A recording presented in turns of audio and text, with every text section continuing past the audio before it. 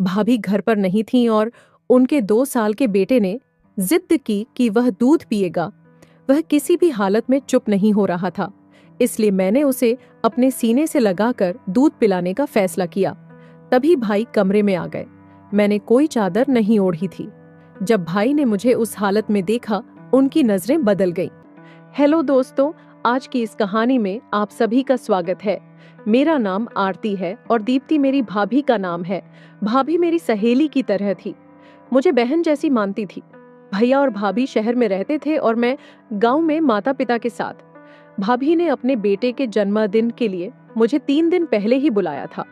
उसकी शादी को 5 साल हो चुके थे और उसके बेटे का पहला जन्मदिन था, जिसे वह बड़े धूमधाम से मनाने वाली थी। उसने खास मुझे फोन करके बुलाया था और बहुत रिक्वेस्ट किया था। जन्मदिन वाले दिन मैं तैयार होकर भाभी के घर पहुंची। डेकोरेशन हॉल में जाते ही भाई ने मुझे गले से लगा लिया। मैंने उनसे भाभी के बारे में पूछा तो उन्होंने कहा कि रोहन बहुत रो रहा था, इसलिए दीप्ति उसे दूध पिलाने के लिए अंदर गई है। लगभग 1 घंटे में जन्मदिन की पार्टी शुरू होने वाली थी। मैंने भाई को कई दिनों के बाद देखा था। जन्मदिन के बाद जब मैं बाकी मेहमानों की तरह अपने घर जाने लगी तो भाभी ने मुझे रोक लिया। उसने कहा कि सुबह तक सभी मेहमान चले जाएंगे और फिर हम दोनों बाहर घूमने चलेंगे। उसने मुझे रुकने के लिए कहा। मैं भी घर में रहकर बहुत बोर हो चुकी थी, इसलिए मैंने रुकने का फैसला किया। मेरे माता पिता भी मुझे वहां ठहरने की अनुमति दे दी।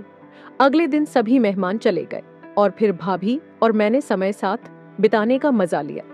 मुझे घर में एक अलग कमरा दिया गया था और वहां आए हुए 3 दिन हो चुके थे। आने के बाद से ही मैं देख रही थी कि रोहन ने भाभी को बहुत परेशान कर रखा था। भैया और भाभी को एक दूसरे के साथ समय बिताने का मौका भी नहीं मिल रहा था। इसीलिए एक दिन मैंने भाभी से कहा कि अब रोहन 2 साल का हो गया है और उसे माँ की इतनी जरूरत नहीं होगी। आप उसे एक दिन मेरे पास छोड़ दो और आप दोनों बाहर घूमने चले जाओ। भाभी ने कहा कि रोहन मेरे पास नहीं रहेगा। मैंने उसे वादा किया कि मैं रोहन की अच्छी तरह से देखभाल करूंगी। फिर मुझ पर भरोसा करके भाभी अगले दिन भैया के साथ बाहर चली गई। उस दिन रोहन पूरे दिन मेरे पास था। मैंने उसे बहुत अच्छे से खिलाया और खाना बना दिया। वह मेरे पास बहुत खुश होकर रहा। शाम को 9 बजे भाभी घर लौटी और रोहन को मेरे पास खेलते हैरान रह गई। फिर भाभी ने कहा कि वह अपने माता पिता के पास भी इतने शांति से नहीं रहता। रोहन वास्तव में मेरे साथ बहुत खुश था। रात को सोते समय वह जिद करने लगा कि मैं उसके पास ही सोऊं। उसकी जिद के कारण मैं भाभी के कमरे में सो गई और भाभी मेरे कमरे में सो गए। आधी रात को अचानक मुझे अपने शरीर पर किसी का हाथ महसूस हुआ। पहले तो मुझे लगा कि वह रोहन होगा, लेकिन धीरे धीरे मुझे समझ में आया कि यह किसी बड़े आदमी का हाथ है। जब मैंने उठकर देखा तो सामने भाई खड़े थे। आधी रात को वे मेरे शरीर पर हाथ क्यों फेर रहे थे, यह मुझे समझ में नहीं आ रहा था। मैंने उनसे पूछा कि क्या हुआ। तब उन्होंने मुझसे माफी मांगी और अपने कमरे में चले गए। अगले दिन भी ऐसा ही कुछ हुआ। भाई मेरे शरीर पर हाथ फेरने लगे। आज तो उनका स्पर्श ऐसी जगह पर हुआ जिससे मैं सहम सी गई थी और उनके कमरे से बाहर चली गई। भाभी गहरी नींद में थी, इसलिए उसे भैया की हरकतें समझ में नहीं आ रही थी। जैसे ही मैं उनके कमरे से बाहर आई, भाई भी मेरे पीछे आ गए। मैंने उनसे कुछ कहने की कोशिश की, तभी उन्होंने कहा कि सॉरी आरती, मैंने तुम्हें दीप्ति समझ लिया। रात के अंधेरे में उनसे गलती हो गई होगी, इसलिए मैंने उन्हें माफ कर दिया और फिर से अपने कमरे में सोने चली गई। कुछ दिन बीत गए और रोहन मेरे साथ बहुत घुल मिल गया। एक दिन सुबह नाश्ते के समय मैंने भाभी से कहा कि अब मुझे घर जाना चाहिए। भाभी ने कहा, आरती प्लीज मेरे लिए कुछ दिन और रुक जाओ। मुझे 1 महीने का एक कुकिंग कोर्स ज्वाइन करना है। अब रोहन तुम्हारे साथ अच्छा घुल मिल गया है, इसलिए मैं तुम्हें बता रही हूँ। तुम उसकी देखभाल करोगी तो मैं निश्चिंत होकर अपना कोर्स पूरा कर सकूंगी। पिछले 3-4 महीनों से मैं यह कोर्स करना चाहती थी, लेकिन रोहन किसी के पास भी नहीं रहना चाहता था। अब जब तुम यहाँ हो तो मैं अपना कोर्स आराम से कर सकती हूँ। कुछ ही दिनों की बात है, दोपहर में 2 घंटे का मेरा क्लास होगा। भाभी मुझसे विनती करने लगी। तभी भैया बोले, आरती तुम दीप्ति को अपनी दोस्त कहती हो तो अपनी भाभी के लिए कुछ दिन और रुक नहीं सकती। उनका आग्रह बढ़ता जा रहा था, इसलिए मैंने वहां रुकने का फैसला किया। मैंने उन दोनों को हाँ कहा। फिर भाई ऑफिस के लिए निकल गए। उनके जाते ही भाभी ने मुझे गले लगा लिया और धन्यवाद किया। उसने कहा, तुम्हारे सहयोग से मैं अपना कोर्स पूरा कर सकूंगी। ये कोर्स कुछ ही दिनों का है। एक बार जब मैं कुकिंग सीख गई तो धीरे धीरे अपना खुद का बिजनेस खड़ा करूंगी। भाभी का आनंद देखकर मैं भी खुश थी। एक दिन दोपहर को भाभी अपने क्लास के लिए गई थी। उस समय रोहन मेरे पास था। अचानक वह रोने लगा तो मैंने उसके लिए दूध लाने के लिए किचन में गई। दूध गर्म हो रहा था और मैं किचन में खड़ी थी। अचानक भाई न जाने कहां से आ गए और उन्होंने पीछे से आकर मुझे जोर से गले लगा लिया। एक पल में ही उन्होंने मेरी गर्दन पर जोर से काट लिया। उनके काटने से मेरी गर्दन में जलन होने लगी। मैं जोर से चीखी और पीछे मुड़ी, तब भाई मुझसे दूर हो गए। मुझे देखते ही वे बोले, आरती, तुम मुझे लगा कि दीप्ति हो। तुमने दीप्ति के कपड़े पहने थे, इसीलिए मुझे गलतफहमी हो गई। मैंने कहा ठीक है और रोहन की दूध की बोतल लेकर कमरे में चली गई। कुछ देर बाद भैया अपने कमरे में आए और मेरी गर्दन पर लगाने के लिए बर्फ लेकर आए। उन्होंने कहा, आरती, मेरी वजह से तुम्हें चोट लगी, मुझे अच्छा नहीं लग रहा। मेरी गलती की सजा मुझे मिलनी चाहिए। ऐसा कहते हुए वे अपने हाथ से मेरी गर्दन पर बर्फ मलने लगे। उनकी नजरें कुछ ठीक नहीं लग रही थीं। तब मैंने कहा, भाई, आपकी मदद के लिए धन्यवाद, अब मुझे अच्छा लग रहा है। फिर मैं बोली, भाई, कुछ घंटे पहले तो आप ऑफिस गए थे, आज इतनी जल्दी घर कैसे आ गए? इस पर उन्होंने कहा, आज ऑफिस में ज्यादा काम नहीं था, इसलिए जल्दी घर आ गया। उनकी बातों पर सहमति जताकर मैं उनके कमरे से बाहर निकल आई और रोहन को दूध पिलाकर सुला दिया। कुछ देर बाद भाभी घर आई। शाम को चाय पीते समय हम सब साथ में बैठे थे। तब भैया ने कहा, रात को हम डिनर के लिए बाहर चलते हैं। भाभी ने मना कर दिया और कहा, रात को 7 बजे से मेरी कुकिंग की ऑनलाइन क्लास है। अभिषेक, मैंने तुम्हें पहले ही बताया था। भाभी ने पहले ही अपने ऑनलाइन क्लास के बारे में भैया को बता दिया था। फिर भी भैया ने डिनर की बात करी। आगे उन्होंने कहा, दीप्ति, तुम सिर्फ अपने बारे में मत सोचो। अगर तुम डिनर पर नहीं जा सकती तो मैं आरती को बाहर ले जाता हूँ। वह पिछले कुछ दिनों से हमारे लिए कितना कुछ कर रही है।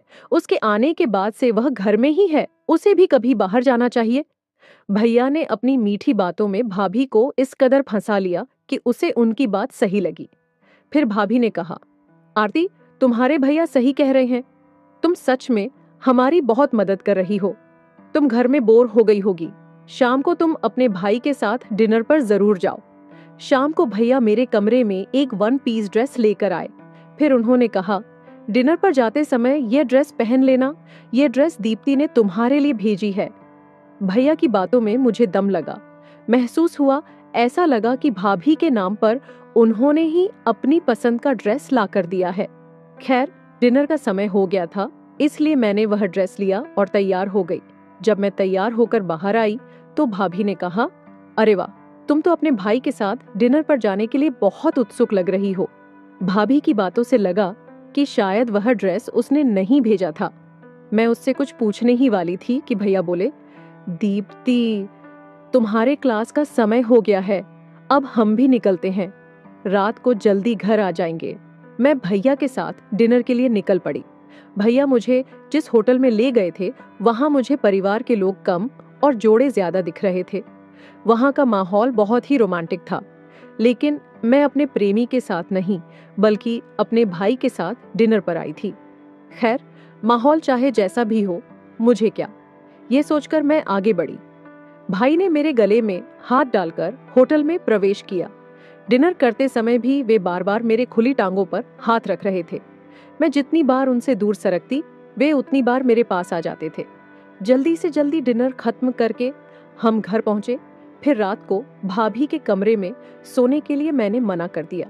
उस रात मुझे ऐसा लगा कि मेरी वजह से भाभी और भैया को एक दूसरे के साथ समय बिताने का मौका नहीं मिल रहा।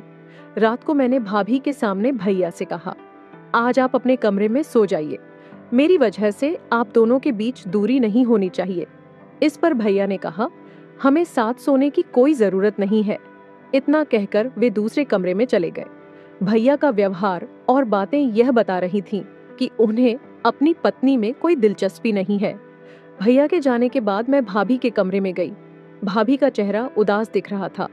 मैंने उससे पूछा, भाभी क्या तुम्हारे और भैया के बीच सब कुछ ठीक है? भैया तुम्हें पहले जैसा प्यार करते हैं ना? इस पर भाभी ने कहा, हाँ सब ठीक है। डिलीवरी के बाद से मेरी सेहत काफी बिगड़ गई है और वजन भी बढ़ गया है। तभी से तुम्हारे भैया मुझसे थोड़ा दूर रहने लगे हैं, लेकिन मैं जल्दी ही अपने लिए और उनके लिए भी दुबली हो जाऊंगी। फिर उसने मुझसे पूछा, तुम अब तक शादी क्यों नहीं की? तुम्हारी उम्र अब 25 साल हो गई है, अब तुम्हें शादी कर लेनी चाहिए। इस पर मैंने कहा, मुझे मंगल दोष है। माता पिता कहते हैं कि मंगल दोष वाली लड़की की शादी मंगल दोष वाले लड़के से ही होनी चाहिए। मैं 25 साल की हो गई हूँ, लेकिन अभी तक मुझे मेरा परफेक्ट जीवन साथी नहीं मिला है, इसीलिए मैं अभी तक सिंगल हूँ। फिर भाभी ने कहा, तुम्हारी तरह खूबसूरत और सुडौल शरीर वाली लड़की पर किसी भी आदमी की बुरी नजर पड़ सकती है। तुम पुरुषों से थोड़ा संभल कर रहना। बातों बातों में हम सो गए। अगले दिन भाभी अपने क्लास के लिए गई। उस समय रोहन मेरे साथ खेल रहा था। खेलते खेलते वह सो गया और मैं भी उसके पास सो गई। कुछ समय बाद रोहन नींद में रोने लगा और मुझे अपनी माँ समझने लगा। रोहन रो रहा था, तभी मैंने भाभी को कॉल लगाई, लेकिन वह कुकिंग क्लास में थी, इसलिए फोन नहीं उठा सकी। आज रोहन मुझे अपनी माँ समझ रहा था। उसे चुप कराने के लिए मैंने उसे दूध की बोतल दी, लेकिन वह दूध पीने को तैयार नहीं था। काफी समय गुजर गया, लेकिन उसका रोना बंद नहीं हुआ। आखिरकार मैंने उसे अपनी गोद में लिया और उसे दिलासा दिया। मैंने उसे अपनी छाती से लगाया ताकि उसे माँ की तरह महसूस हो।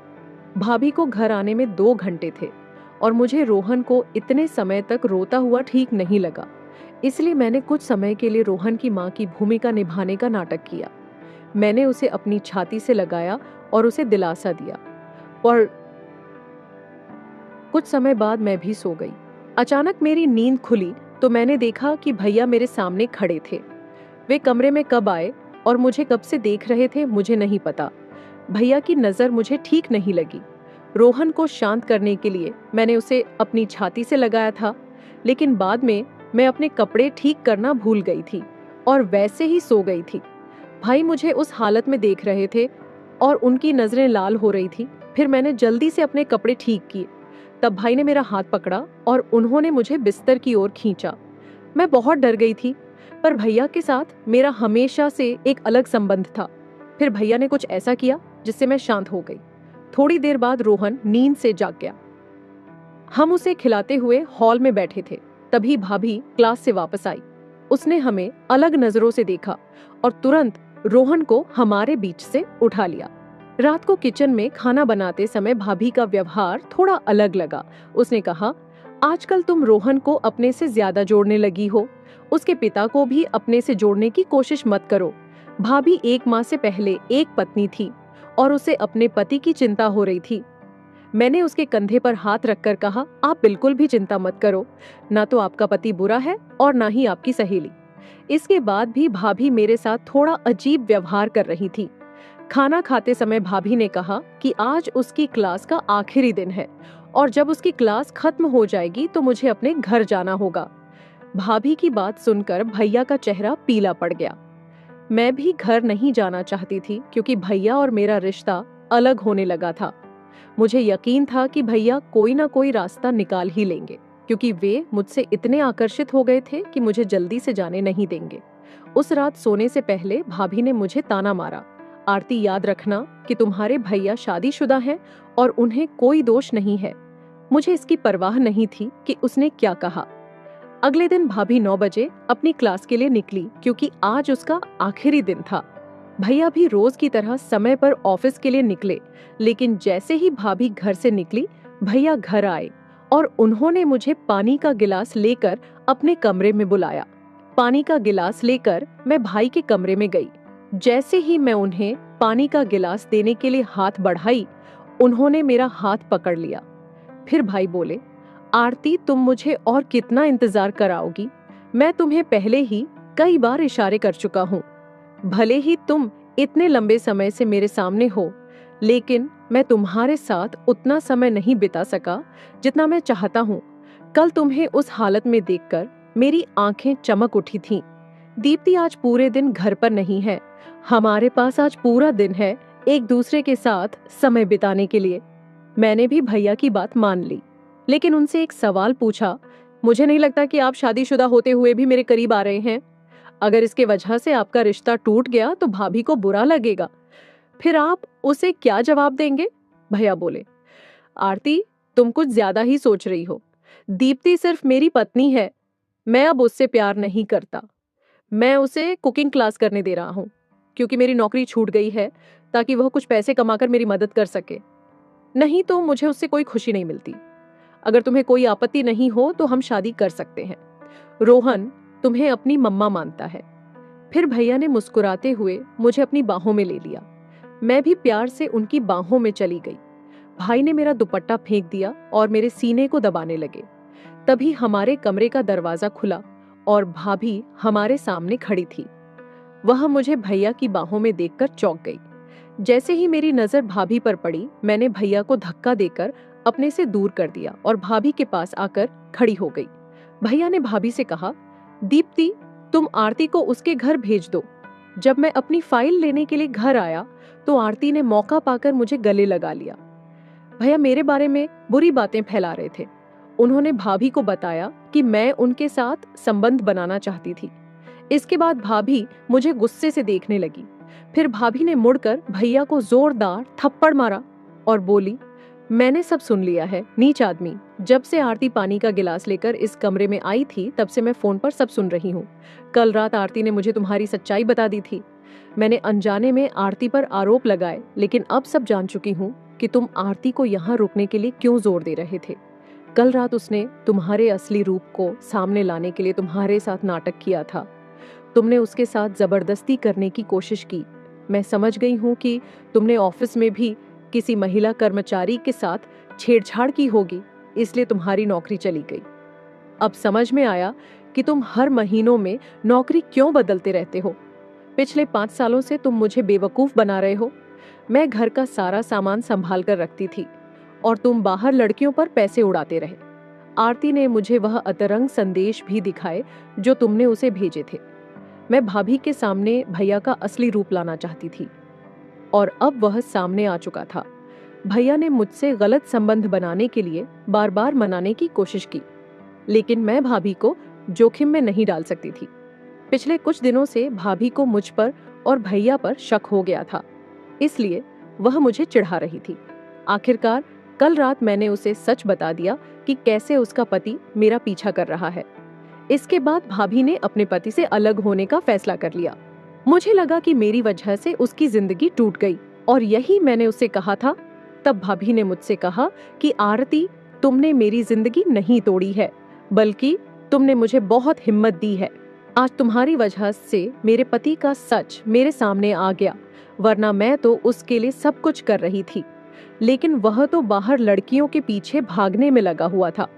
उसने कभी अपनी पत्नी को ठीक से देखा ही नहीं और ना ही मेरी मेहनत की कद्र की। आरती, तुमने समय पर मेरी आंखें खोल दी। तुम्हारी वजह से मैं अपने कुकिंग के सपने को पूरा कर सकी। अब मैं जल्द ही अपना छोटा सा बिजनेस शुरू करने वाली हूँ। मैं अपने पैरों पर खड़ी होकर अपने बच्चे का पालन पोषण करूंगी। मुझे अपने जीवन में धमकी देने वाले लोगों की जरूरत नहीं है। भाभी ने मुझे धन्यवाद दिया